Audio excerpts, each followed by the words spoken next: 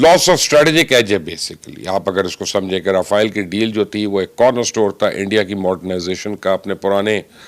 Fleet को upgrade करने का, जो मिग 21 से शुरू हुआ हुआ, पहले तो मिग 19 था, लेकिन अभी 3 दिन पहले मिग 21 को उन्होंने ग्राउंड किया, 4 दिन पहले। अब ये लीक डेटा आ गया, इससे जो उनकी पूरी एज थी, जिसको कहते एज थी रीजनल कंट्रीज के ऊपर, चाइना और पाकिस्तान के ऊपर, वो एज ही कॉम्प्रोमाइज़ होगी। स्पेशली जैसे एरियाज हैं जैसे लद्दाख वगैरह या सियाचिन वगैरह, वहाँ तो आप बिल्कुल बेचारे फटर हो जाएंगे। अब आने वाले दिनों में ये क्या मसले होंगे इसके,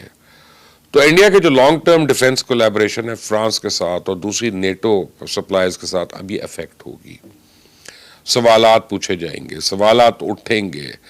सिक्योरिटी प्रोटोकॉल्स के ऊपर, यूरोपियन डिफेंस कंपनियों के सिक्योरिटी प्रोटोकॉल्स के ऊपर, और इंडिया अब रिकंसिडर कर सकता है अपनी सारी प्रोक्योरमेंट्स और डिमांड जो है कि जी अब हमें कुछ साइबर सिक्योरिटी गारंटीज भी तो दो, हमारा तो जहाज ही अब कॉम्प्रोमाइज़ हो गया। और ये जो लीक हुआ है, इसकी वजह से इंडिया और फ्रांस के जो स्ट्रेटेजिक रिलेशनशिप है, ताल्लुकात है, खासतौर अगर ये प्रूव हो जाता है कि इंडिया स्पेसिफिक डेटा जो था वो ही प्रोटेक्ट नहीं हुआ था या हाईएस्ट लेवल ऑफ एनक्रिप्शन नहीं थी, तो फिर यानी हिंदुस्तान जो है वो दोबारा कह सकता है कि जी अकाउंटेबिलिटी कहाँ है आपकी, रेपरेशंस क्या हैं, या इवन रीनेगोशिएटिंग, और वो जो उसमें सपोर्ट क्लॉजेस हैं उस राफेल एग्रीमेंट के, उन सारों को रीविजिट करना। तो ये वेकअप कॉल है,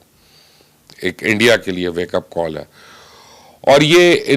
हादसा जो है ये हाईलाइट करता है क्रिटिकल फ्लॉ इंडिया की साइबर सिक्योरिटी डिपेंडेंसी जो है ऑन फॉरेन वेंडर्स। आप कहते हैं कि इंडिया ने बड़ी तरक्की कर ली है जी इंडिजीनियस प्लेटफॉर्म्स बनाने के लिए, लेकिन वो बड़ा हेविली रिलाई करता है डिफेंस सॉफ्टवेयर के ऊपर जो बाहर से उसको मिलता है, हार्डवेयर भी और सॉफ्टवेयर भी दोनों पे।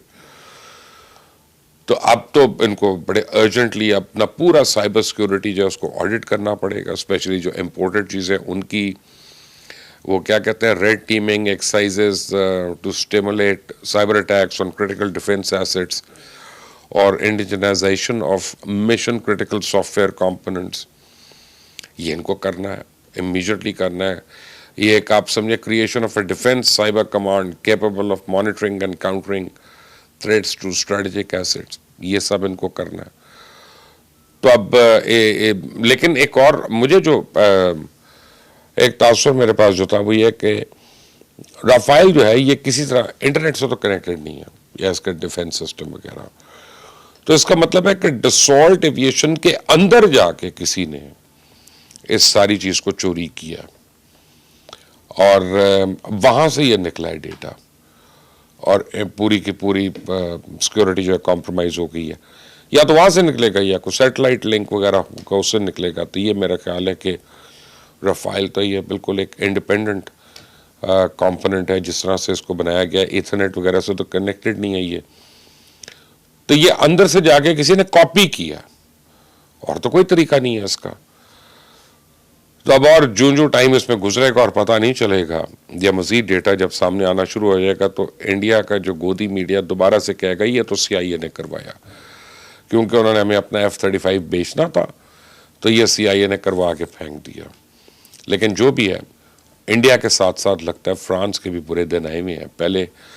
राफेल्स के और मिराज 2000 के इनकी शेयर मार्केट ड्रॉप हुई, लोगों ने जो जो ऑर्डर्स उनको दिए हुए थे उनको रीविजिट करना शुरू कर दिया, उनके ऊपर रीथिंक करना शुरू कर दिया। J-10C और J-17 ब्लॉक 3 इनको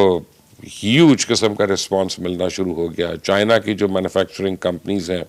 उनकी शेयर्स जो हैं वो चढ़ना शुरू हो गए। ऑल इन ऑल इंडिया और फ्रांस ये बैठे हैं चूल्हे के ऊपर, इनका हो रहा है बेड़ा गर्क। स्टे ट्यून्ड, ताकि जब भी अगर हैकर जो है मजीद एलिमेंट्स रिलीज करता है तो मैं आपको फौरी तौर पर बताऊंगा कि उसका क्या नुकसान हो सकता है हिंदुस्तान को। बट आज की ये खबर